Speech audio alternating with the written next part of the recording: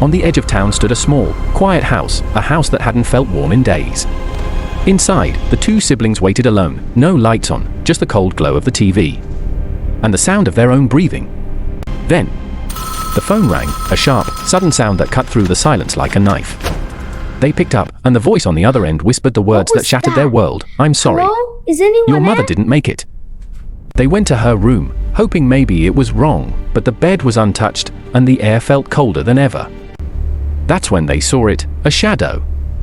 Moving at the end of the hallway, slow, deliberate, like it knew exactly where they were.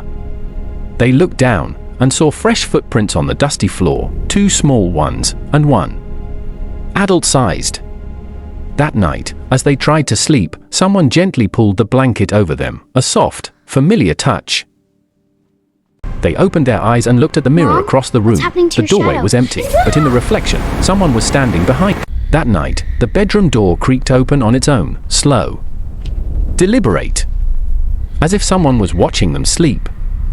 They heard something crawling, not walking. They hid under the blanket, hoping it couldn't see them, but the footsteps grew closer. A hand slowly wrapped around the doorway, too long, too pale, too wrong to belong to their mother. Crawling across the floorboards.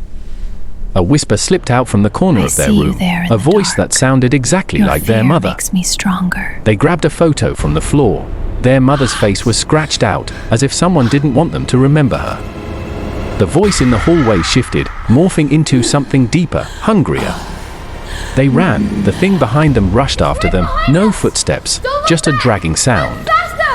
They looked into the mirror and finally saw the truth. The woman behind them was not their mother. As they ran, the basement door creaked open, not from the wind, but as if something inside had been waiting for them. A wave of freezing air poured out, the kind of cold that only comes from one place. A place meant for the dead.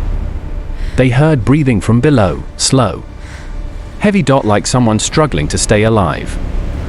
And then they saw it, their mother's clothes, the same one she wore the night she died.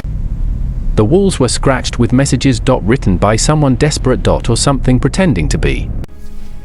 The phone buzzed in their pocket, a second call from the hospital. "We're preparing your mother's body. You can come identify her now." But slowly, softly, a voice behind them whispered, "Sweethearts, I'm already home." Hands shot out from the darkness, cold, stiff, and impossibly strong, dragging them toward the deep shadows.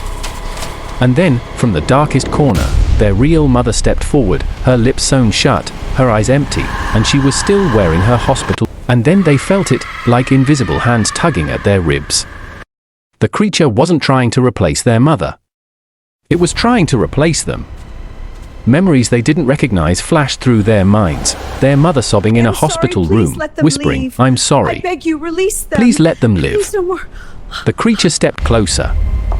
Its chest was hollow, like it was missing something, like it was incomplete.